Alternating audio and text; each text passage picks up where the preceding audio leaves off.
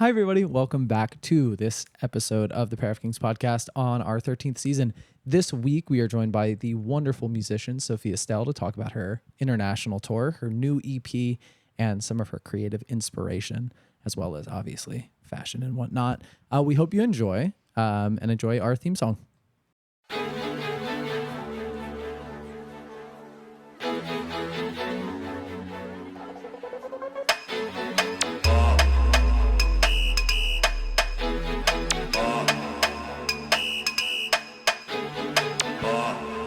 Welcome back, everybody, to the Pair of Kings podcast. I am your host, Michael Smith. You can find me on Instagram at_Smithstagram, and I am joined this week not only by my wonderful co-host. Hi, I'm Saul Thompson. You can find me on Instagram at Saul Thompson. Michael. Yes? We are joined this week by somebody I am very excited to introduce. She released one of my favorite albums of this past year and recently released an EP on September 5th called How to Win at Solitaire. I know I'm usually very long-winded with these intros, but I'll keep it there. Without further ado, it's Sophia Stel. Hello. Hi, I'm Sophia Stel. Yay! Yay. Amazing. Really quickly, you also have one of the better, if not best, Instagram handles. I love when people's Instagram handles are not their names. Yours is, if I remember correctly off the top of my head, Insignificant Funds. Yes. It's so good. I love a good Instagram handle, and it makes me so happy. We had a friend who went by Young Kombucha 420 and changed it to dream. Amy France. It's like watching an angel lose its wings. Yes, it's hard. It's hard to go through that. Yeah. How are you? How was your time in New York so far? Excellent. Nice. Yeah. I went for like a very fancy dinner and tried a bunch of things I've never had last night. Where'd you go? I can't remember the name. What kind of food? I know French I food. recommended Rule of Thirds. No, it was Damn it. it was probably far fancier than that. You've probably never been there. Oh, is it? Yeah, I'm just you kidding. couldn't I'm afford joking. it, bro. Yeah, exactly. I don't even get to know the name. I can't afford it, but Yeah. but it was amazing. Yeah. Some 1%er shit you can't relate to. Yeah. It's, Sorry, bro. Is it like Eyes Wide Shut? You walk in, Yeah. bunch of people in red robes and masks. exactly. Yeah. Cool. Tight. Mhm. That With is French Eyes Wide food. Shut, right? That is Eyes Wide Shut, except Okay. they're fucking instead of eating. Sure. I haven't seen that. It's that one Tom Cruise movie. They don't get that in Canada. They don't No, go you don't have Stanley Kubrick in Canada. Y'all got No, some- no, y'all- no. Okay. No. How long have you been in New York for? 2 nights. Wow. Yeah. And you're playing tonight, but have you? Is that your first show in New York? No, I played in February as well. Okay. That was my first show in New Wow. York. But like your trip here, you've sort of just been having free time up until today. You're kind of chilling, or Not what's so going on? much. Oh no, what's going Yeah. on? I've just been working my ass off, talking to people like you guys. I'm so sorry. Yeah, yeah. I wouldn't do that. This is the worst one you're gonna do. Sorry. I don't think so. We should probably start things off traditionally Oh, yeah. with a fit check. Saul, would you like to start us off? Sure. I'm wearing my dog. He was crying at me, so I brought him up rather than having everybody listen to him all podcast. I'm wearing a pair of Devoa Superstruct cargo pants and a 13.5 ounce, that's the word I'm looking for, Zimbabwe cotton. And then I'm wearing a shirt that I got in either New Orleans or Austin that says, "We love changing people's lives." For And the it's- better? No, for the worse. It was for an old like adventure tours company, like an outdoor biking something, and I don't know why they make such a strong statement. I don't know what their bike tours could entail, So but it's You have to really- have that confidence. They really believe in that bike tour. yep. Very But it's great, and it's one of my favorite shirts. Cool. Do you want to go next, Michael? Yes. I am wearing Rick Owens Dark Shadow double cargo Geth pants from a store in Canada. They're like some collab with a store in Canada. Mhm. And then a Rick Owens tarp shirt in brown. You don't remember the store in Canada? It's less 17 Oh. or less 17. LESS and then LESSONE and then a 7. And I never know if it's like less 17 or lesson Lessone. E7 or Lessone 7 or less 17. Mhm. Yeah, it could be any of those. I don't yeah. know it, but I wanted to ask. I don't know. I don't think it's in Vancouver. I don't know what part of Canada it's in though. That's as far as I know. We can look into it after. We can figure it out. Yeah. Run me through what you're wearing.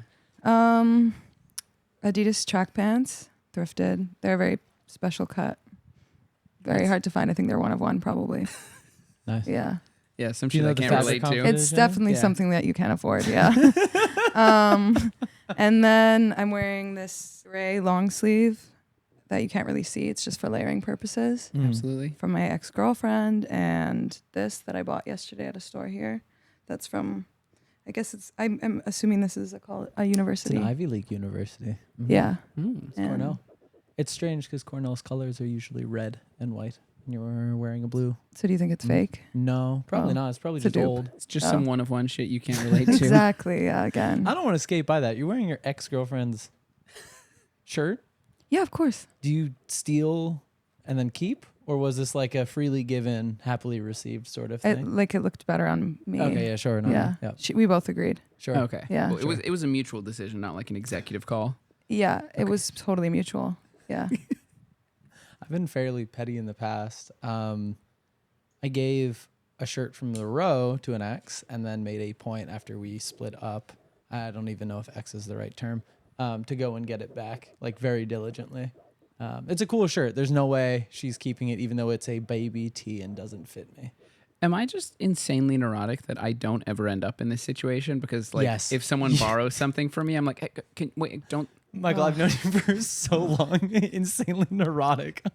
You can wear it. Just don't sweat and don't sit down, and please don't go near any walls. And then I wear stuff and I'll light it on fire. I don't know. You should never. Maybe lend this me is a anything. me problem. Maybe I need to think long and hard about what I've done. Anyways, So how has the tour been going? How have you been finding, I guess, tour life in general? It's excellent. I think, yeah, it's actually, I've realized I didn't think that I would like it or be comfortable because I haven't traveled that much. And also, I don't know, I'm quite like easily overstimulated. But I think I realized that like everything that I have done in my life leading up to this point has been like preparing me for it because I'm so good at being sleep deprived. I'm so good at like eating really random shit. It's fine and I feel great.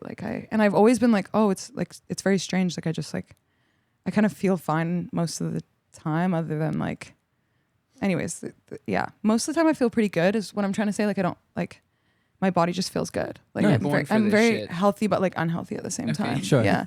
And so I think I was born for this. I've realized over this, I've only played 2 shows so far. So we'll see. We'll have to talk to me in wait, how many a couple shows of do months. we have to go? Oh, well, I only have 2 more like on this leg, and then I have a bit of a break, and I'm doing some other side quests, and then I do a show in LA, and then I go to Europe at the end of October. Okay. So I have quite a good break. It's actually it's kind of like a tour for babies. Like it's not that difficult. 2 shows in, like this touring shit is easy. Yeah, exactly. I'm very confident. And then 2 years later, you're like, yeah, exactly. no, I think you'll do great. We'll see. Yeah. I feel stronger though. And like yesterday I met up with my manager and he hasn't seen me because he hasn't been on most of the tour. And he was like, you look healthier. And I was like, it's crazy because I've probably slept like 10 hours in the past week.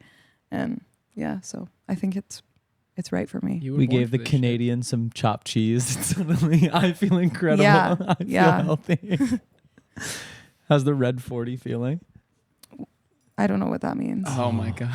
You're about to find out. It's a food additive. I think it's like only legal in the US that makes things really red. Yeah. Oh. So And it's terrible for you. It gives you cancer. all of our like fruit punch and Skittles and all of that shit has Red 40 in it. And like Such a hard name. there's Red 40. Red 40. Yeah, it's There's cool. I don't know if you have to like see the first 39 to know what's going on, but I kind of picked it up in the middle. But Red 40, like, you know, I mean, allegedly gives kids like ADHD like symptoms and like causes a bunch of like, I don't know. It's the last thing we need. Well, Another thing to give the kids ADHD. You're welcome to America. You're finally getting that real good Red 40. Yeah. So what could I eat that would You trying to Red 40 max? Anything Yeah, in exactly. a Well, I'm corner here. store. I'm not kidding. Really? Walk in and point. It's got Red 40 in it. Doritos, ketchup, probably. Yeah, anything like that is anything red. I've had Takis. Yeah. Oh, Oh, yeah. yeah. Since I've been here, yeah. I've had Takis, a BLT, and bacon, egg, and cheese. This is like my total thing. So just let me know if there's Red 40 on any of this. Yes, and then yes, and then yes, all that yes. French food. No. probably know in the French food. Yeah. Yeah, I don't think it was in there. Okay. Maybe. It's about balances, highs and lows. You know. Okay. Yeah. Yeah. The highs Totally. are the red 40, and the lows are probably the French food. Totally. Yeah, I would agree.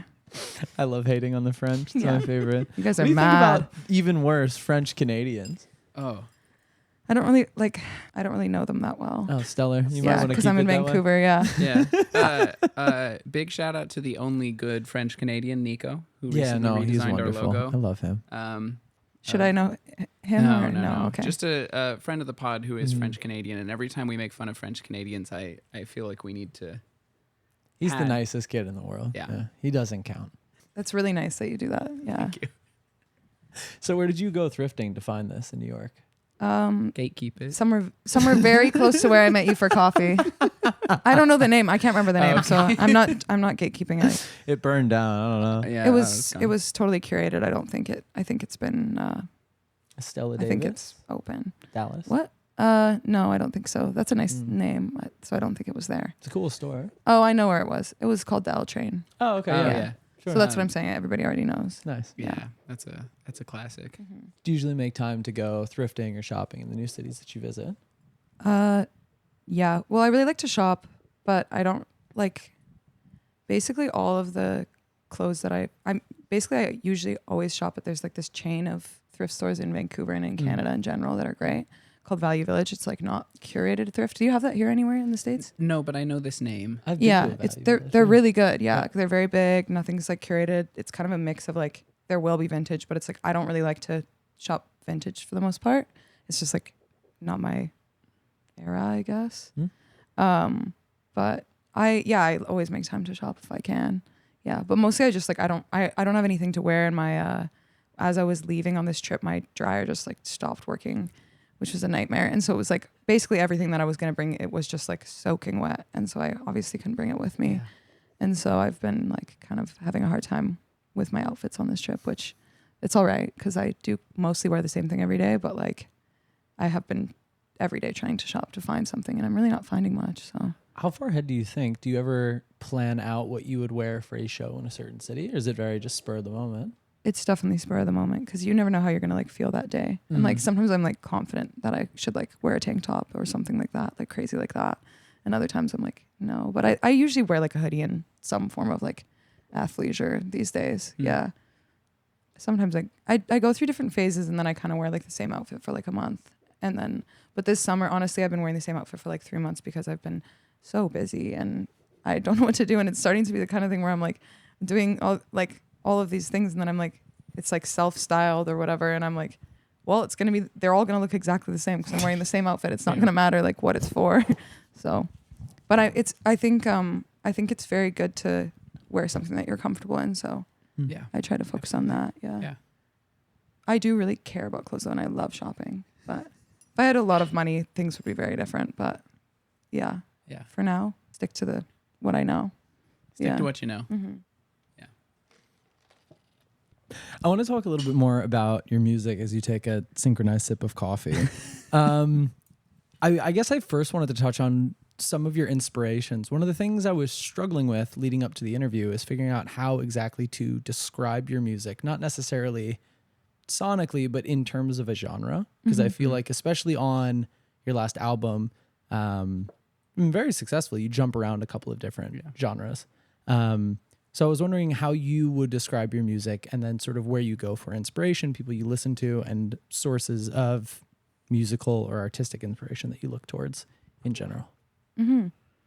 I think it's like, I think a lot more about like textures or sounds, like I think as a producer than genre. So it's like, I think for like How to Win at Solitaire, like I kind of was like hyper fixated on drums with like a lot of reverb, like slowed down break beat, like wanting things to feel ultra repetitive, like how that makes you feel emotionally. And I wanted to like, I knew that I wanted to like use this kind of guitar sound, and I have always played guitar kind of, but I wanted to like, at the time I was like, oh, I want to challenge myself to like get a bit better and try and make a project using this and then try and kind of like simplify and focus a little more on like the songwriting and stuff. And so like, I think that was kind of like some like, I kind of will have like guidelines or like little things that I try and go towards, or like I know I want to incorporate, and then that kind of like informs the production, I guess.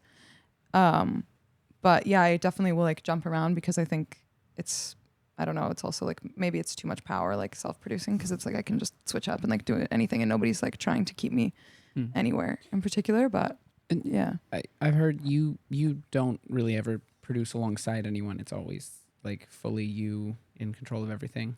Yeah, I mean, so far I think like it's something that I am excited to now be working with other people, and I've kind of like I have a couple of friends who have been involved. I'd say like I think that in order to like feel like you know, I'm open to this changing, but like so far it's been the most like fulfilling way to make music is for me to do it alone and like really take the time and find the things that I want to find in it. So it's hard for me to give that up, truthfully. Yeah. It's so fun to me too. Yeah. And I'm learning to like, I have a couple of my closest friends, Aaron and Noah, they like live in a house together, and I was like rehearsing in their basement. Like that's where I rehearse for tour. And then they have like a studio upstairs, and like before coming on this trip, we were kind of having fun. Like I would just like go there and do my set and rehearse every night. And then we'd like smoke and like, you know, maybe make some music or like that kind of thing. And like that kind of thing is really fun to me with friends. And I think I'm a lot more open to like trying to do that and trying to do like kind of separate projects and stuff. So that's something I'm excited about doing. But for my own stuff, it's just so like, I don't know. It's also just like, truthfully, it's like a very like, I think important like way for me to like process my emotions and understand what I'm feeling. So I think it's harder to do that with someone else in the room, you know, and be really honest. And it's probably difficult to find someone you trust to like represent you. Totally. Yeah. I think it's becoming like, it's also tough because in some ways it's becoming easier because now I have some music out. So it's like people have some guidelines, but the thing is that I always want to, you know, and now I'm working on another project, and it's like, I want to find the same way with like How to Win at Solitaire. I wanted to do the thing with the drums and like that I was just talking about and stuff. And like, I'm kind of like figuring out what those things are for this next project and trying to find them. And I think if I like work with someone that's like listened to the music I have out, they will try and emulate some stuff from that, like, which is great, but it's like, I'm trying to go forward. And so I think, again, that is finding the right people. And I think that it's like exciting to me to like be meeting a lot more people in music, because also like being in Vancouver, there's not that much. There's a lot of like very talented musicians, of course, but like I think that like everybody is doing sort of different things. So it's like it's not collaborative, but like I guess in exactly what I'm doing, there isn't maybe too many other people in the city,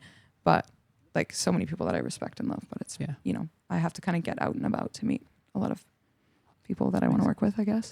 So with there being so many different types of music in Vancouver, not necessarily in your genre or sort of in your sphere, do you find yourself getting inspired or listening to all of those other genres and taking small bits and pieces from them?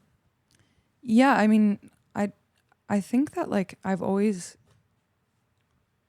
like listened to all genres like a lot, and I've always kind of been into like, I don't know, just I'm not a very like genre-based listener at all. And I don't really like, there's just certain things that I like about songs or artists. And I'm really like care about writing too. And then like, I don't know. I also just like stuff that like, I like really like hooky pop stuff in general. And it doesn't need to be pop necessarily. Like it's like some of my favorite artists are like Sufjan Stevens, A.G. Cook, Young Thug. Like it's like, you know what I mean? It's like, you just it's like, turned it's on like, Michael Switch. Yeah.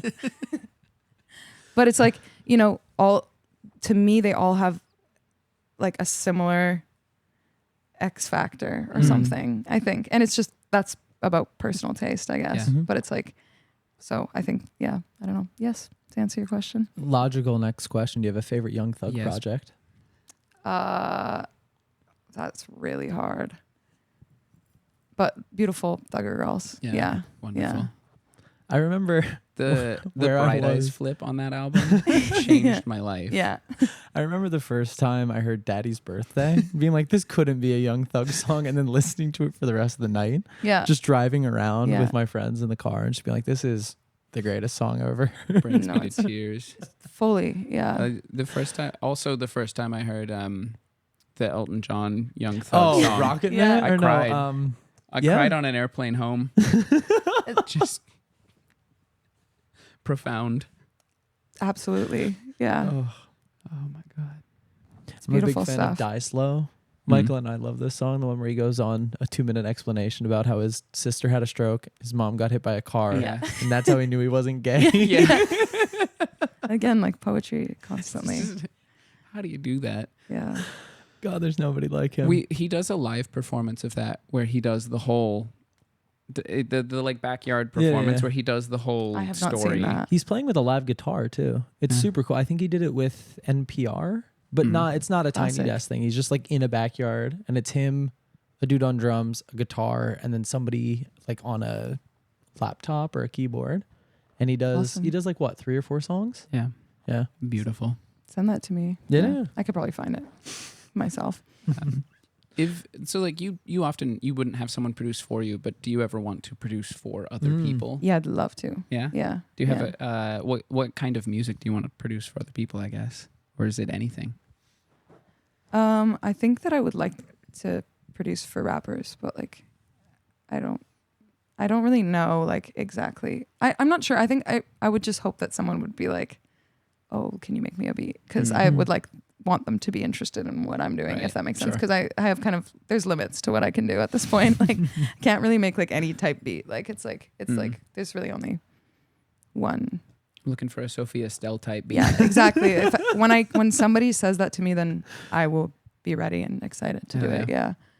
But Cool. I'm curious about how you do your songwriting or writing in general, because I feel like for artists that are doing so many things at once, it must be quite an emotional and introspective thing to go and write a song, especially some of the ones on your most recent Sure. EP. Do you find like you have to take a break? What do you do to sort of get in that headspace, if any?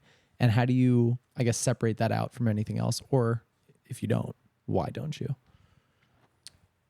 Can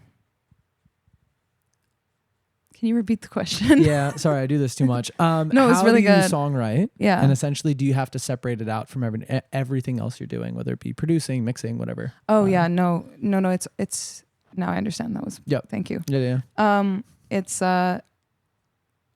simultaneous, like almost completely.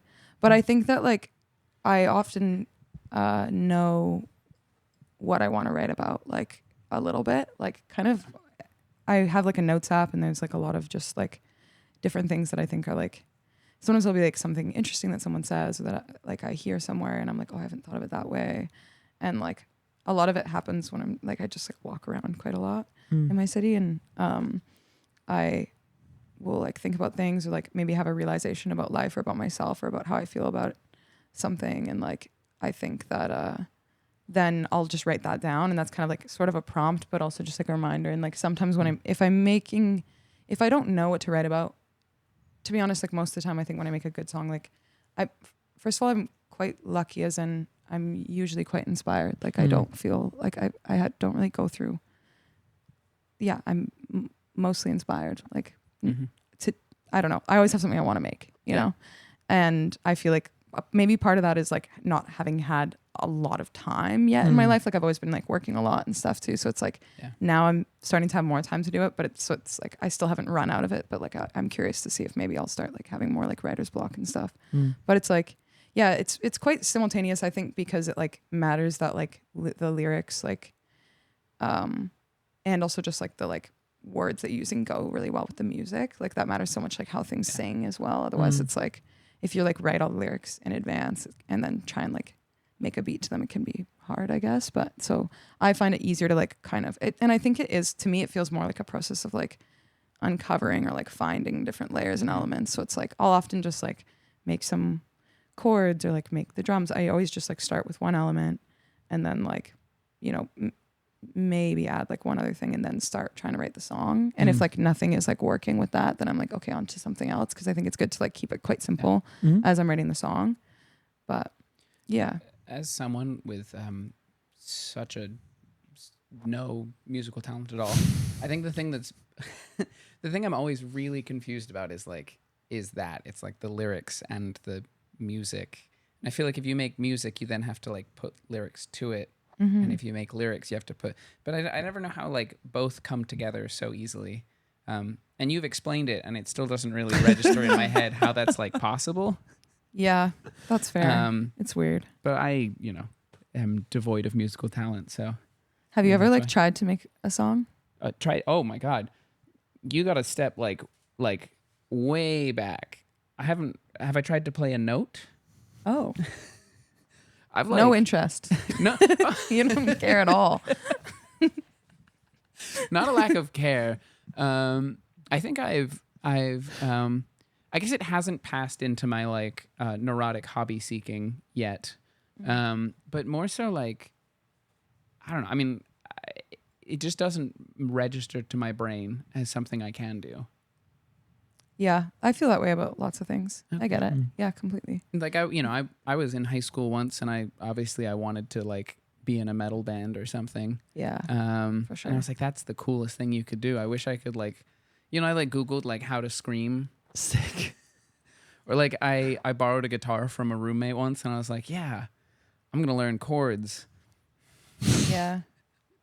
It's just like Guitar Hero. I could do this. If it's not like, if you don't have it in you, like, please don't force it. No, oh no, There's no, nobody. A lot of people making music. That's all I'm saying. Yeah, a lot of people make music that shouldn't be.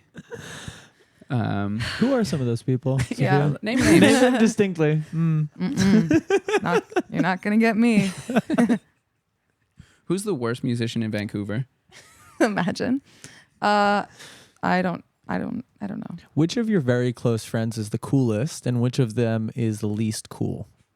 Ooh, I would answer that, but I think they'd be fine with it too. But no. I'm also curious. So, off of your most recent album, Object Permanence, on the deluxe, there are 3 remixes, and I'm very curious as to how you either approach or view remixes of your own music as somebody with such an intentional approach. Do you sort of hand off the song and say, whatever you're going to do, fine? Or do you like to be involved in some way? The first, like, I just hand it off. I think it's like, Do you listen to the remixes? sometimes. Yeah. Yeah. I mean, it's quite cool for me to hear like someone else's take on things, like most of the time. Sometimes I'm like, I'm not speaking about any of the remixes on my project when I say this, but sometimes I've heard other remixes and stuff, and sometimes I'm like, why would you do that? Like, that's horrible. Like, you're ruining it, and like it will freak me out. But it's like most of the time, I think it's very cool to hear what someone else would do, and it's kind of like hearing if someone like reproduced the song or something a lot of the time, and that's quite interesting to me. I tend to think like I often like I like how I produce the song, so it's not, I'm not saying it's better, but it's like I think most of the time I'm like, oh, I really like the original version, so it's like it's still cool to hear it in another context. But yeah, I think it's I don't know, I'm kind of at a phase still where like I'm just like, oh, I think it's so cool anyone wants to like try and make something with a song that I made or like the elements from it and stuff. So it's very cool. Yeah. I think you've answered this in many an interview, but how did you get started in music? I've always been writing songs since I was very young. And I just like, I don't know, short version is like, I feel like I've truly like been trying to make a song for like as long as I can remember. And I was always like singing so much and like making up songs and like that kind of thing. And I kind of just like started to, as I got into my teens, I started to like play in bands, and then I started to have like an interest in trying to make beats, and then I started to like try and produce for myself, and I didn't have confidence with it for a long time. So I was like basically trying to like make these demos that I could like bring to people and have them like make them better, I would hope. And then I kind of was like not finding the maybe collaborator that I had in my head and I think what I realized was like essentially like I want the songs to actually be like this, so I should just stop trying. Like I should actually put in the work and get technically a bit better so that they sound good. And then because I think that was the main problem is like I'm not really a perfectionist either. Like I like to make it like I love like my like raw demos the most, like for songs, and like they'll be quite messy and like things will be out of time, and it's like I still like I'm like it feels so good. But I think I just kind of try to clean up all of my stuff, clean up my process, get better, like get technically better, and then got to a point where I felt like I could put put stuff out that was self-produced and feel like it was good, and or it was at least like it was getting there. Yeah. So Very cool. Do you remember like a specific song or moment where you were like, oh, this is like, I'm finally like doing what I want to make? No, like I think that's a good question.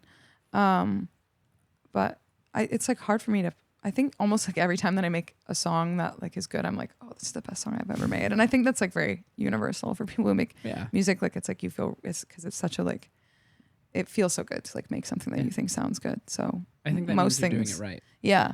But like now I have like some of those songs that I was like, oh, this is it. Like now I'll listen back and be like, whoa, like this is not good. That also like, means you're doing it yeah. right. Really? Yeah. No, I think you're supposed to, in the moment, you're supposed to think that it's the best thing you've ever made. And then like months later, when you've like grown even more, you're supposed to be like, oh, I could have done even better. It's supposed to, it means you're constantly improving, doesn't it? I would hope. Yeah. Yeah. That's great. Michael Smith pep talk. Yep. Mm-hmm. That's what I'm here for. Needed that. I had a question. Now I'm blanking. Oh, I remember. God, I'm good at this.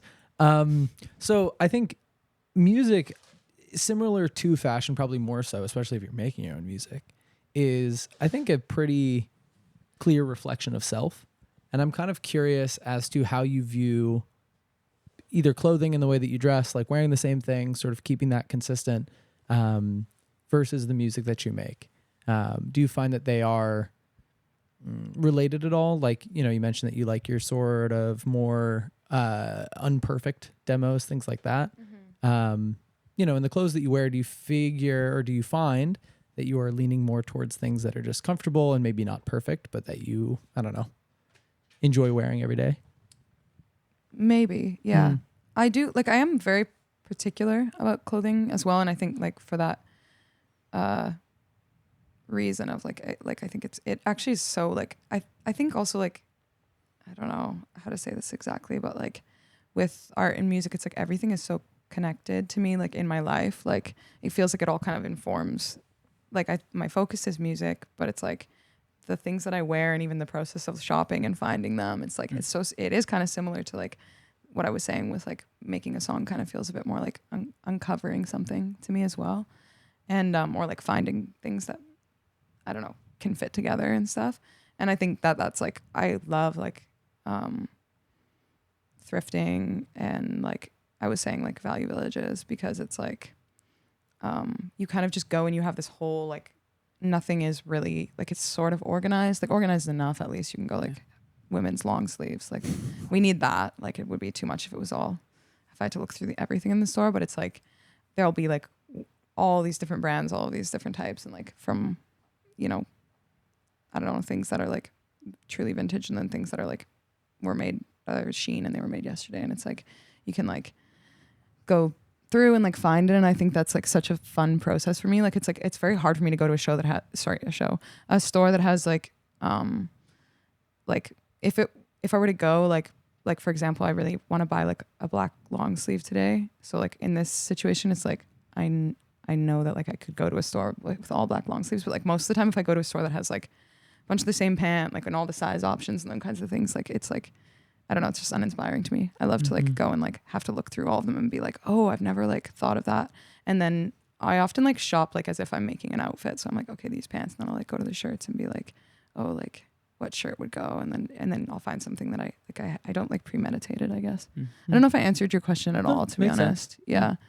But with my personal style, like I do lean towards being comfortable, and also like the idea of like wearing the same thing every day. I think part of it's about like kind of like a lot of it is about like just making sure that I feel confident every day. And my best friend, like she kind of was my inspiration for that. And like we used to work together at this coffee shop when I first met her, and she truly wore the same outfit every day, like for months and months, but like she would wash it, but it was like, wait, did she have multiples, or was she just really like on her washing shit? Okay. Like she probably, so she was really, she's very clean. So she was like really on her washing shit, cool. But also like she probably had like three, like this was the outfit, she probably had like 3 pairs of different like kind of cargo pants, sort of like this, not Rick Owens, but she and then like 3 like black shirts that were like, one was like Calvin Klein, and then one was like unbranded, and then one was like very similar, and then like a hat that she would wear every day.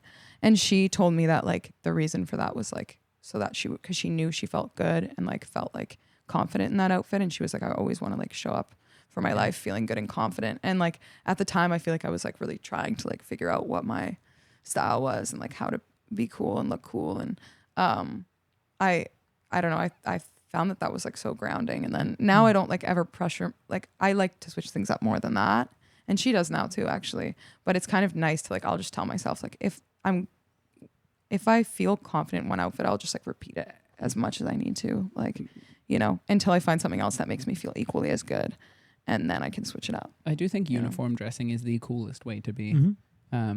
We interviewed another musician, and the thing he said to us that has stuck in my brain is that as a musician, you should specifically wear something that could be a Halloween costume.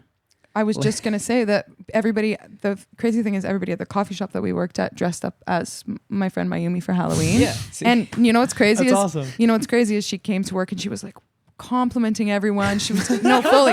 Yeah. She was like, you guys look so good today. Like, and then she just kept complimenting everyone, and she didn't realize. And then at the end of the day, we were like, everybody is dressed up as you for Halloween. and then she realized, and she was like, that's so funny. Cause yeah, she was complimenting us all. Yeah. She's never been like, so she was like, yeah, she really thought everyone looked their best. So it says something. It means she means it, at least. Yeah. Our same friend, I think, found the designer that works for him and has been dressing the same way since like 2007. Yeah. Mm-hmm. Yeah, he kills it. Yeah. Is there a specific way you want to dress when you blow up and the money changes you? Yeah. Yeah. When you switch up on everybody and leave all your day ones behind, what would you wear? I think I was thinking about this yesterday.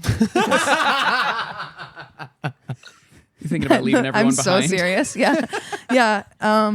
No, I mean, honestly, the thing I think that would change the most is that I would have like a tailor like constantly. And then I would still shop because I love it so much, and still thrift probably. And then I would buy some designer. I don't know exactly what. So, and I honestly don't know that much about that kind of thing, but I think I would go there like it was a thrift store and like, you know what I mean? And like find the pieces. I'm sure it would apply the same way I shop now. I've never really like done that. So we'll see, but I hopefully I'll still be good at shopping in that context. We'll see. But yeah, tailor all the time, everything. Like that's the only thing I would change. Like I'm like, I would love if these pants were tailored. Like there's a few things I would like to change, and a lot of little changes. And because I think the thing that matters most is like how clothes fit you and fit your body, right? And kind of like dressing for your body, I guess. Yeah. In general, like just like knowing yourself. I think there are 3 important relationships in your life. 4 maybe. Your mom / parents. Okay. Whoever does your hair, tailor, and then whoever makes your coffee. The 4 most important in your life. Anything else is just fine. But yeah. I have some work to do on every one of those areas, except for the person that makes my coffee. I'm surprised you don't have a tailor. I mean, I don't have any money. Tailoring isn't that expensive. I know it's like $12 by my house, but that's, could go to something else. Sure. Yeah, but I do just really try to buy things that fit me like a lot. I'm trying a lot harder to just buy things that fit me, because I also used to tailor I used to tailor all my own pants. Oh, you're kidding? Yeah. I'm not that good at it. Again, like I should be more of a perfectionist to do this. So it kind of ended up being like quite messy, but I used to like really, I mean, I would always wear like men's pants, but I would just like I want them to be like baggy but straight leg. And so I like had this like particular way I would take them in on the sides, and then they would fall like completely straight. And I did that to probably like 30 pairs of pants. Did you have a machine, or were you doing this by hand? I have a sewing machine. Oh, okay. Yeah. Cool. Okay. So you could be the tailor. Yeah, but you don't. I'm so busy, It's true. Yeah. Fair enough. But I need to now get rich. So Yeah. You gotta leave the day ones behind. Yeah, I think sell it's out your really day important. ones. Yeah. Yeah. Switch up on everybody. Mm-hmm. Forget where you came from. Yeah. I can't wait. It's gonna be beautiful. Yeah. You're not even gonna know what Canada is anymore. Yeah. I'm like, what? Don't bring that up. Don't talk about that shit. Yeah. No, I'm actually never gonna leave Vancouver. That's true. I'll say that now. Yeah. I can't wait till you switch up on that. Yeah. Yeah. What about Vancouver do you particularly love? Why would you never leave? I mean, I really like my apartment, so I guess maybe this is kind of nearsighted of me. No, honestly, like have either of you guys ever been there? No. I told you I've only skied outside of Oh Vancouver. yeah, I forgot. Sorry. I'm ostensibly Canadian, but have never visited Canada. What is Aren't the you first word British? that you What said? do you mean? My mother is British Canadian, So so I'm eligible for citizenship, Cool. but I I would get that. have not set foot in the You've never been to Canada? no. What the hell? Like Americans are so crazy for that because it's so close. It's not that bad. Well, I've been a lot. I mean, I'm also British. I've been to England, but I've Never been there. Yeah. I've never been. I don't know. I've just never been to Canada. I used to live in Arizona. I went to Mexico a lot, Cool. and now Okay. Yeah. I live in. we live in New York now. I live in New York, and I'm very close to Canada, and I just haven't done it yet. I've been talking to my mother about returning to the homeland, though. Oh yeah. See the ancestors, you know? Mm-hmm. No one's there. Okay. No one's there. No, I mean, there's a lot of things to love about Vancouver. I actually think you guys should check it out. I mean, you've skied outside of there. And I don't know if you'd like it because I don't really know you that well. But Sophia and I go way back. Yeah. we go, honestly, yeah, we do. Vibes based. Do you think I might hate it? Do I have hating Vancouver vibes? Not really. Okay. I just like don't know what type of things that you like to do. Okay, What me are- neither. what- Okay. Yeah. Then I maybe think you'll like it. It's very beautiful, like nature wise. Yeah. Um So what do I like? Early morning walk and good coffee. oh, you're yeah. gonna love it there. Cool. You're gonna Beautiful. love it. That's all I need. There's a lot of coffee shops and Yeah. stuff. And Hell yeah. it's really good for walking. It's like you can walk everywhere. I just walk. Like you don't really have to do any other. Yeah, I'm in. transiting. Let's go to Vancouver. Yeah. Hell yeah. No, it's beautiful. And people are very cool there. Yeah. I mean, depends, but there's a mix, of course, like anywhere. Like any healthy city, there's a mix. Who's the least cool person you know in Vancouver? Back to this question. Yeah, We'll get it out of you eventually. probably. Our last segment of the podcast that you have to do. Mm-hmm. Coolest and least cool Yeah, people you're in like, your you life? can't leave until No, you. unfortunately not. Yeah. Everyone's cool to me. How long are you going to be on the road? I know we briefly talked about this, but I don't know exact times before you get back to Vancouver. I'm actually going home tomorrow after Oh. the show because I have a show there the day after. Nice.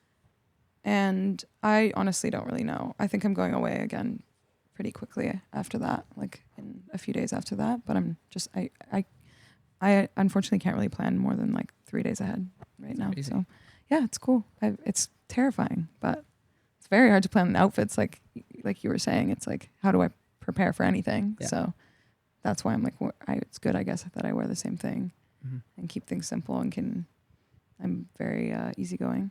Yeah. Yeah. But I don't really know. But I am like,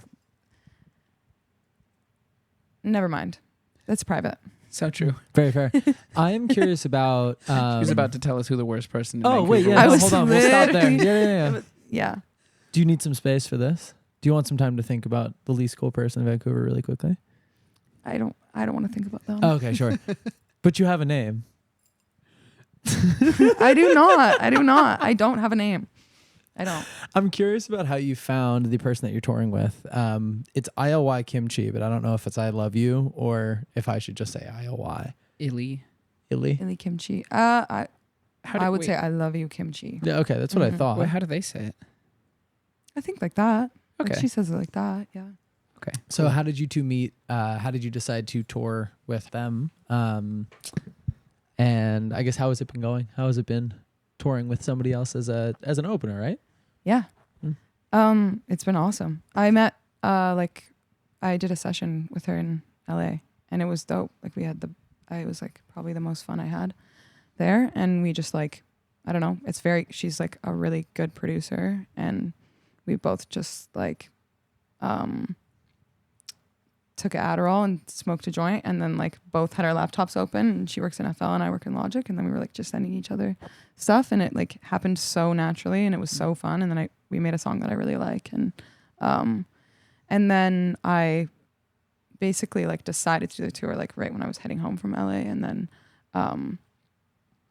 after I announced it I was like, do you want to I was like, for the LA show, should we do our song together? And was like, you know, And then her manager was like, what about doing more of the tour? And I was like, I mean, there's not like a huge budget at this point and stuff. So we were just like trying to work it out. But we kind of have been able to just like share accommodations and stuff. And it's been great. And we're becoming good friends. And I don't know, she's so cool and very talented. And it's been really fun. Yeah. Do you work on music while touring? Yeah, I'm trying to. Yeah.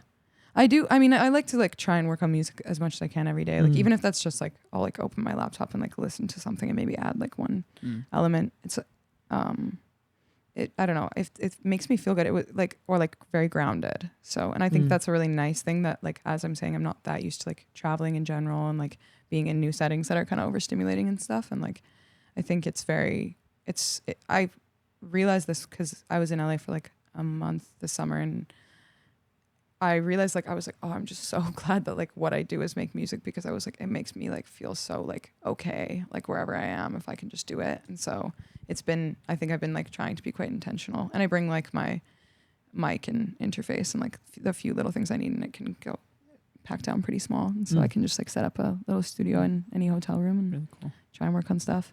And I think for this like new kind of chapter in my life where I'm traveling and like, I don't know, having a lot of new experiences and experiencing quite a lot of rapid change. I think it's like quite important for me to be making music through that process because like I've always made music about my life and like directly about my experiences. And I think that like it's the only way to keep that kind of stay true to that in a sense, I think is going to be to like be really honest about like the things that I'm experiencing and continue to write about it as it's happening as much as possible. So I'm being intentional about doing that. Yeah. Are you able to make like a full song in the quality that you release it on the road, or do you have to like? Yes, because I none of my music has been made in a studio so far. Oh, that's really impressive. Well, I mean, if you were to really pay attention, you'd probably be able to hear it. It's like there's some crazy. Who have you recently blocked on Instagram? Yeah, that's what I was gonna say. Except about you, I don't actually block people on Instagram. I just let everyone can have access to me. I used to just have my personal phone number on my website, like up until like literally like a few weeks ago. And then they were like, this is ridiculous. Like this should not be on here. And I was like, it's true. I mean, I keep in mind, like I actually didn't have a phone. Like I just got one again, but I didn't have a phone for 3 months too. So it was like, it doesn't really matter. Like, it's like you're just texting like a non-existent phone line. How are you coordinating and doing music stuff without a phone?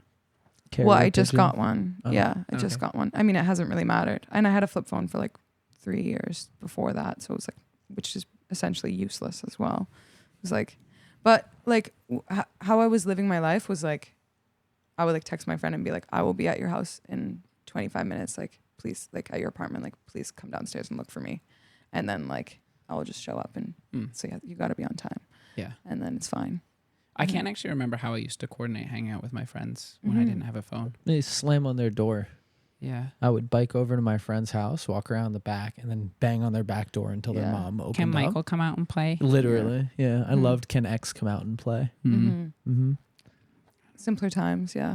So I kind of was doing that up until very recently. Very cool. But honestly, like I got a phone and I got like a worldwide eSIM, so it's pretty cool. It's pretty cool. It's good for a year. We'll see. I think this is like the best thing ever because keep in mind, like I've had a flip phone and then I had no phone, so it's like I've been. Anyways, basically what I realized is like, it's no one should complain about if you have a phone with like data, you can handle any problem. So like I'm like an advocate for like having phone again. Like I was like dumb phone user and like annoying in that way. And now I'm like phones are the fucking best. Like I'm like everybody should have one of these, and everyone does, luckily, but it's new to me. Great. So it's time for you to develop a crippling screen addiction. Oh, it's there. Yeah. It happens immediately, especially because I've been like kind of underexposed. So now I'm like, whoa. Yeah, the serotonin receptors are opening wide. Yeah. I'm getting high off my iPhone every day. Yeah. What does your Instagram Reel Explore look like? It's definitely a variety of things. I don't really have an answer for that. Like I'm not trying to be dishonest. I just like can't really think of it right now. Fair play. Yeah. It's kind of, I think it's everything. Yeah. Couple more months we'll really dial that brain rot in. Yep. Yeah. I'll be able to know. I want to go back to a flip phone so badly, but I can't function without a calendar. And there are no modern flip phones that have access to What about Google a light Calendar. phone? What is that? I don't think it has access to Google Calendar, but it has a calendar. I don't know. We can look into this. BlackBerry? Could you get a BlackBerry? That'd be kind of hard. And you can get Gmail on there, Are you or like, serious? but I don't know about Google Calendar because it's like, yeah, because I had a BlackBerry, and I've tried a few like flip phones now, and the best was the BlackBerry Pearl. Yeah. I miss BlackBerry Messenger. Yeah. I want a flip phone, but I love internet and Reels and Yeah. Instagram, so I Totally. don't. Can I get that on a shirt? Yeah. I was born in the right generation. I love Yeah. TikTok. Yeah. I hate TikTok. That's how I feel now. Like that, I'm more with you at this point. Yeah. Yeah. I'm like, See, it's this good. It's is better awesome. this way. Yeah. Just keep scrolling. Just keep scrolling. What else about New York have you been enjoying? Have you had a chopped cheese yet? In my life, yeah. But not on this trip. I already told you everything that I ate on this trip. That's true. That's Yeah. true. Mm. And it was, I don't listen. Yeah. Yeah. Red 40 maxing. Mm-hmm. Yeah. Why do you think these podcasts go so long? We just keep recycling. Do you find that the sort of music / going out / concert scene is radically different in Canada than it is to the US? No. Mm. I don't think so. Like, I mean, I've mostly spent time in Vancouver or the city that I'm from, Victoria. And like, it's definitely, I would say it's maybe more similar to like LA than here. So it's like a little harder. So, I mean, I don't know. Maybe I haven't had the best experiences in LA partying yet, but I definitely like went to a few parties there and was like, people don't really party here. Like I was like, it seems like people are like worried to get drunk or something. You go places to see and be seen. Okay. Yeah. Kind of true of New York also, but maybe there's a little bit more here. I think it depends on where you go out in New York. Yeah. If you go out in Manhattan, it's a lot of see and be seen, and then certain places in Brooklyn.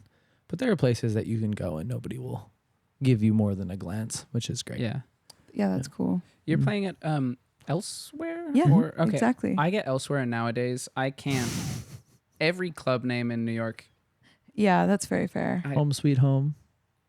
That's one on the Lower East Side. Elsewhere, I don't know. Anyways, I feel like elsewhere is usually a pretty good like I feel like people dance there, Yeah. which is what you want. It's exciting. Best smoking section of any club in New York City. You don't by even smoke. No, but I like hanging out. Actually, no, I don't smoke. It's private. It's private. It's private. It's really nice though. There's a huge space outside, and then there's a bunch of stairs going up that if you want to, again, really spread out, you can. Okay. It's super I'm nice. really excited to take a look. Like I did play there, but I feel like I didn't like maybe have the experience that you had with the smoking section. Yeah. I mean, you're playing the So- show. Yeah, you got Yeah. real work to do. Yeah, you got a Oh. job. Yeah. well, I can. It doesn't mean that I can't check out the smoking section. Like, No, sorry, you got to be on the decks. Yeah. okay, yeah.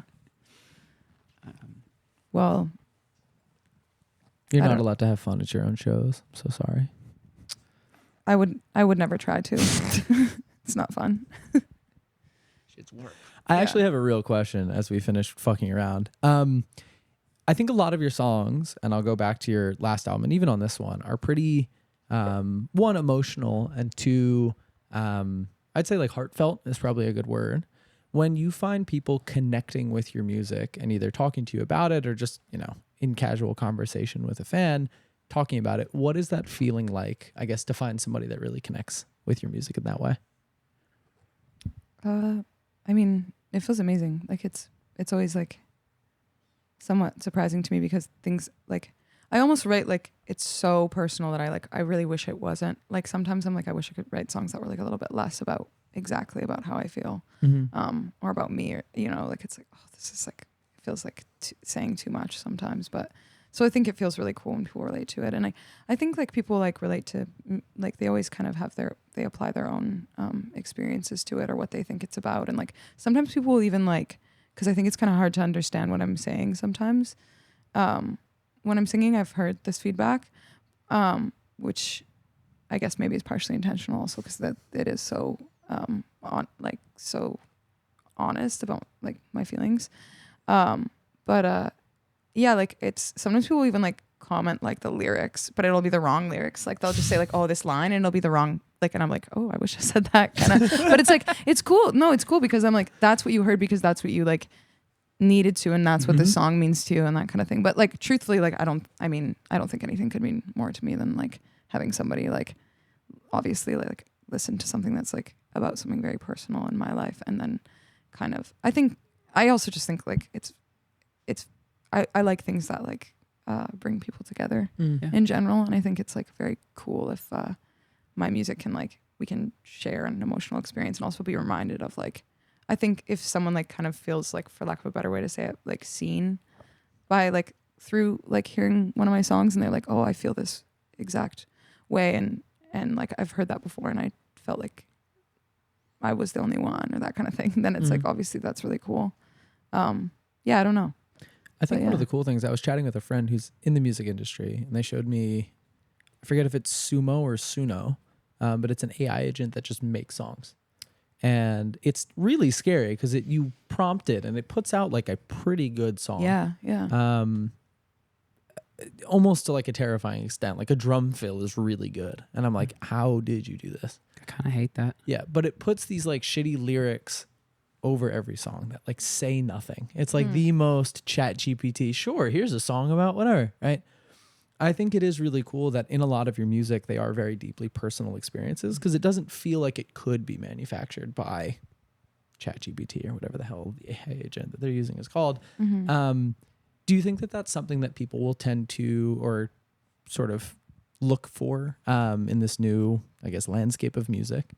Yeah, I think we always look for it though. Like, I think we always have, but I think now it's kind of more obvious. But I think that like that can be the difference between, I mean, there's actually like a songwriting device about that, like about like having like when I'm songwriting device, what I mean by that is like if like in pop songwriting, there's like a lot of these like different things you can follow to like make a hit or whatever, which like I don't know too much about that, but I have slowly learned and I've always kind of had an interest in it. But there's like this thing of like, and I don't really think about this when I try not to think about these things when I'm writing songs, but it is cool to look back and be like, oh, I did that. But it's like having certain things that are very specific and personal to your life, but then having some things in the song that can kind of relate to everybody.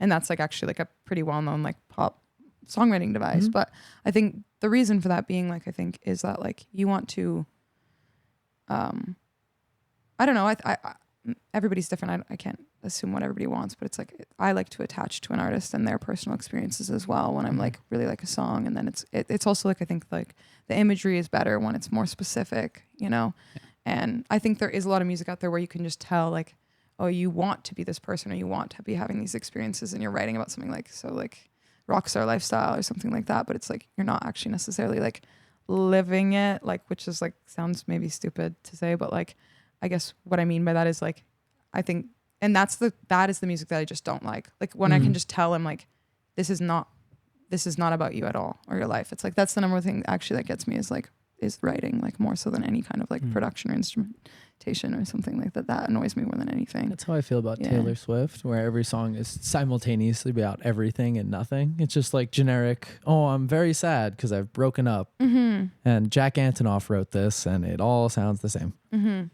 It's very interesting to hear like a good, like not to say that there isn't good writing on the like newer projects and stuff, but I think like with Taylor Swift stuff, even like her earlier stuff is like, maybe there are certain things that do feel quite personal to her experience, you know? And then it like those songs are crazy. And like she has a really, I guess, like does write quite a lot of her music, but it's like you can kind of hear as something becomes more and more of this like machine as time goes on, it starts to kind of lose a certain amount of like. But there's that Taylor Swift psychosis where Taylor Swift fans will listen to it and be like, this is the most poignant, beautiful thing that's ever been. Like or they'll be like, this is about this boyfriend and this thing, and I'm like, this is not about this boyfriend. Like, she didn't even write this that. This is just about a man. Like, it's not even about anybody. It's just a song. And the people like analyzing the colors Taylor Swift is wearing at various concerts and turning it into. This is just schizophrenia. Right? Yeah, no, it's Taylor Swift schizophrenia. Taylor Swift induced psychosis. Does it with writing such personal music? Does it make it harder to listen back to it, or is it sort of cathartic? It's sometimes it's hard, but it is very cathartic. Like I mean, it's almost like self-indulgent, like to make music about like make sad songs about the things that I feel or like that kind of thing, because it's like I get to like really take a moment. And honestly, I'm not like I'm quite like emotionally avoidant in many other ways, and something that I'm working on, but like I find it the most easy to like be honest. And then I think it's, you know, it's like one of my other friends that makes music was talking about just like, and this was actually a few years ago, but we had this big conversation about how like cool it is when you make, and you know, even when you're making music and say like nobody's really listening to it, say other than your like maybe your friend group like will listen to it once, but he was like talking about this experience with his friend where like his friend had made a song, and you know, when he put out his project, pretty small artist as well, like they're close friends, but he was able to listen to the song and then he was like, oh, I finally understand like this thing that had been going on in their friendship. And it wasn't about that, but it was like he didn't understand why like his friend was being kind of withdrawn and all these things. And then he was like, oh, I listened to it and I was able to understand. So it's like, it's kind of nice to like have, you know, like sometimes I don't have the language to like say how I feel, and I think it's very lucky that I have this way to say it, I guess. That's really cool. Yeah. But it's definitely cathartic, and like honestly, like I think like there's certain songs I've made that I'm like I will just listen to them like over and over again and like allow myself to like experience those emotions like finally, and that is like I think very good for me. Mm-hmm. I assume the answer to this would change, so I'll couch it right now. What is a song of yours that you have made that you keep listening to? Solitaire. Mm-hmm. Yeah, and then like newer demos that I'm working on. Yeah, because it's often like, you know, whatever I'm working on right in that moment. But Solitaire was like the last song that I made for the project, so I think it's the most like relevant, and also it like kind of has this feeling for me that's like very like it feels like being like, it feels like being high, and it feels like to me, and it feels like, I don't know, just very like kind of allows me to like float, and like I don't know. So I like listening to it. Like I will still listen to that song. It's hard for me to listen to stuff like at this stage because it's like I finished this project in December and then mixed it and mastered and then like all that stuff. So it's like I've listened to it so much to the point that at the end like I was getting sent like different versions of the masters, and they're like, how does this sound? And I was like, I don't care. Like I was like awful, truthfully awful. It sounds awful to me now, but I'm kind of like, it's nice to like come back to like loving music, like the music that I made again with like once I give it a little space. So I'm starting to get there again. Do you prefer making albums or EPs? I've only made EPs so far, but I think I'm gonna make an album now. We'll see, but that's the plan. I don't think there's really a preference because I honestly don't think too much like with How to Win at Solitaire. There was a little bit more of a thing of like I want it to be like feel like a project a little bit more than my first project, Object Permanence. Like I did want that, of course, but I also like it was kind of like more one of these things where I was like, I have to make like I like had a goal for myself. I was like, I need to like finish a certain amount of songs and like put them together. And so I think like they're all very like they do fit together very well because they're all again about like my life, and they're all written in a similar like over the span of a couple years where I was experiencing similar things. So it's like there is a cohesiveness, but it's not like I don't really think a lot about like I don't think too much like in project. Like it's not like I'm not like, oh, I'm gonna make an album about this thing. Like I'm just gonna like continue to make songs about my life, and then the ones that are I think the best will be on an album, and I think they will like eventually like fit together, and we'll find a way for them to all fit together. Yeah, but I don't really like like have a lot of like narrative around it or anything like that, I guess, because it's just like I said about my life. Do you have like a signature sound or you know, like instrument kit, or struggling to find the exact word, but like a sound off the drum sampling? Saul's, I don't make we've music. broken him. Yeah. Do you have a signature sound or something that you come back to quite often? There's one bass. Like I think there's only one thing that I've like pretty consistently used a lot on both projects, and it's just a preset for this synth called Serum, and it's called the Flume Reese bass, and it's just like it just feels really good. So I like almost every song I'll put that on for a moment, and I think maybe I'm starting to have to like maybe I need to move on and let it go recently, but I don't know, if it's good, it's good. And people will often be like, what is that? And I'm like, oh, it's the Flume Reese bass. Like it's very easy, anybody can have it.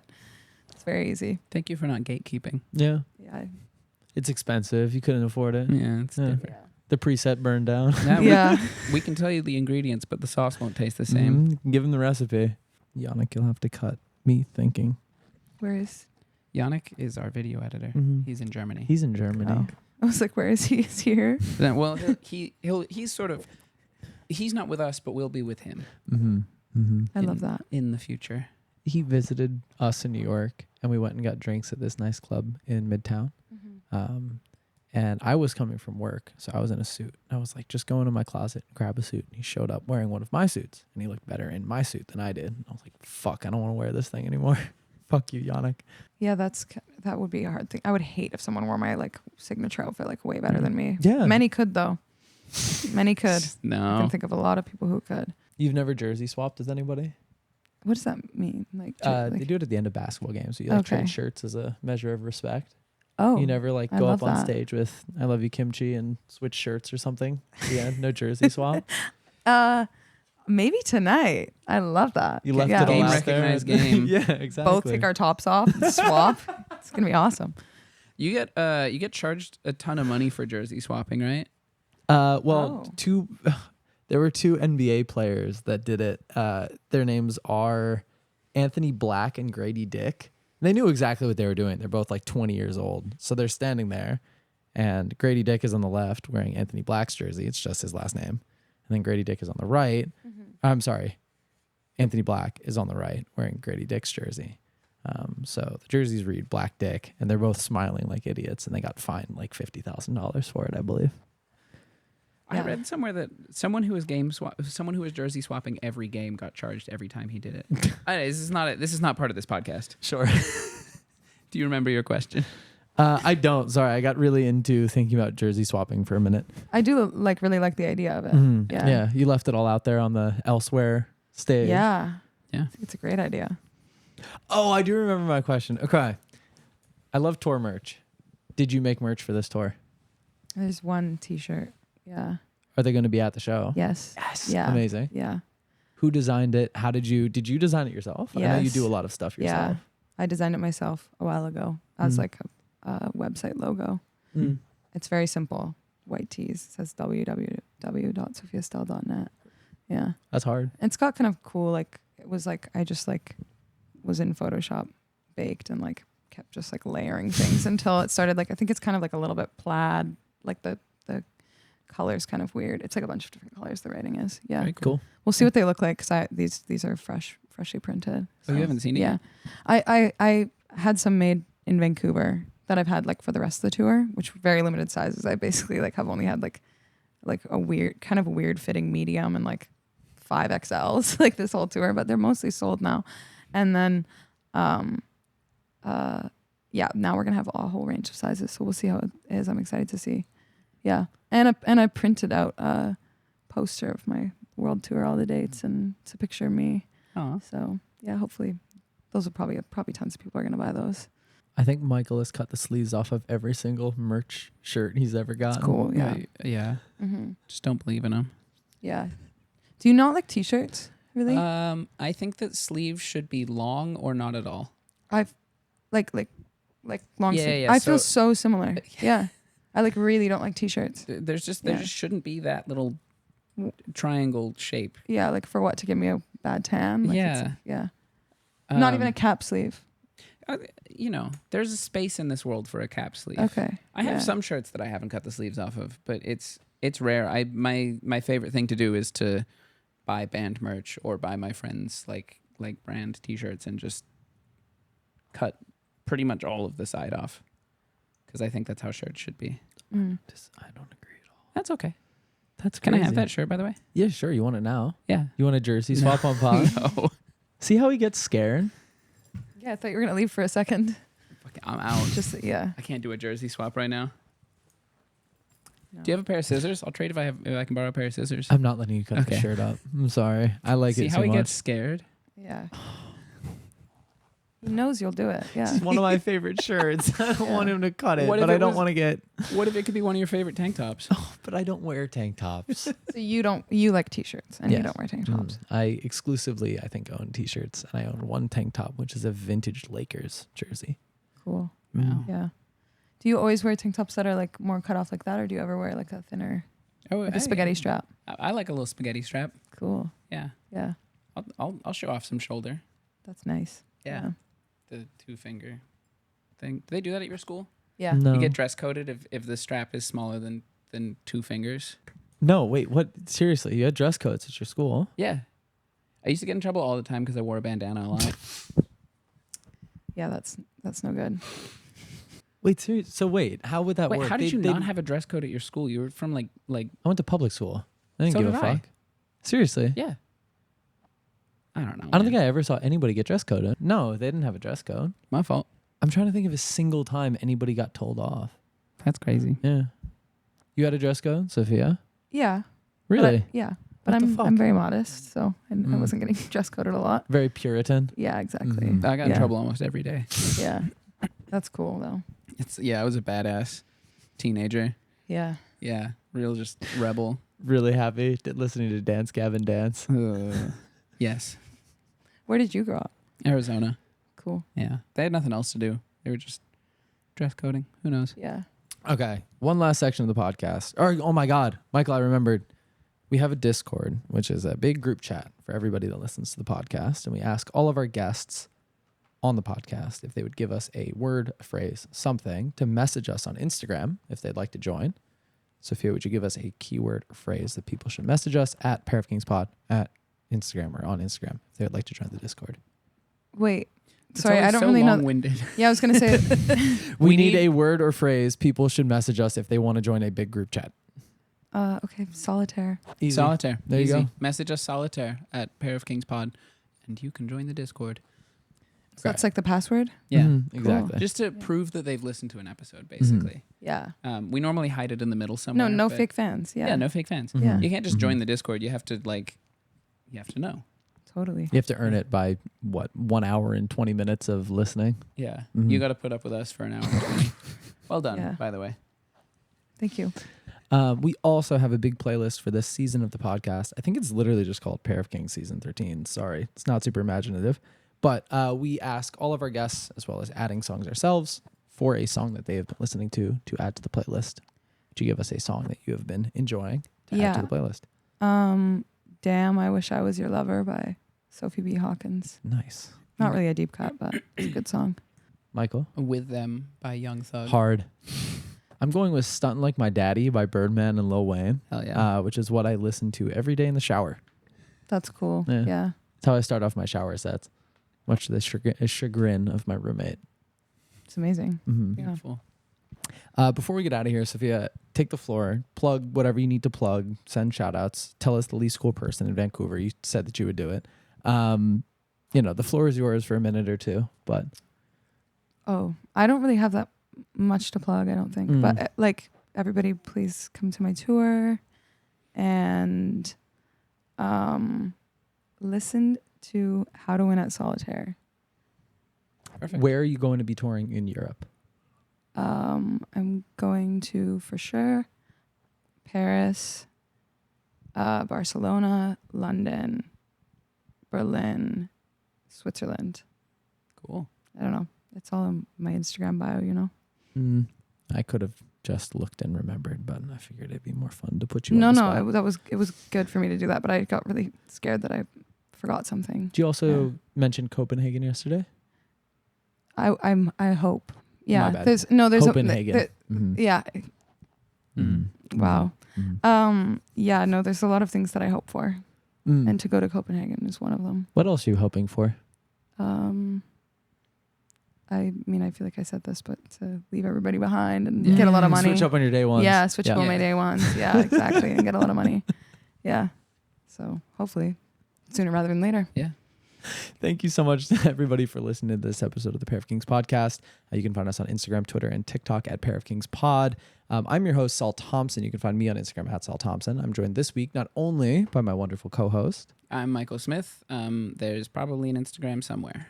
and we are joined this week by our also wonderful guest, Sophia Stel. You can find her on Instagram at Insignificant Funds. Go to www.sophiastel.net for more tour date and info. You can also find it in her Instagram bio. If you're in Europe, I assume that's about when this will release. I think this will come out the first week of October. So you should be able to find tour dates for that. if you'd like to see her in concert. Do you know who your opener is going to be in Europe? I think it'll be local support. Cool. Nice. Yeah. And go see some other local acts. Yeah, I mean, we will probably post about the concert and have a great time. If it's horrible, this will never release. This will not see the Shut light of up. day. Yeah. I am going to blow everything up with a big, I can't really say that. That's scary. I will not do that. But go private. check it out. Go stream the album, or EP, excuse me. It's great. And have a great Thursday if you're listening to this on Hero Hero, or Tuesday if you're listening to this in the general release. We will see you next week with another episode. Take care, everybody. Bye. Bye. Bye.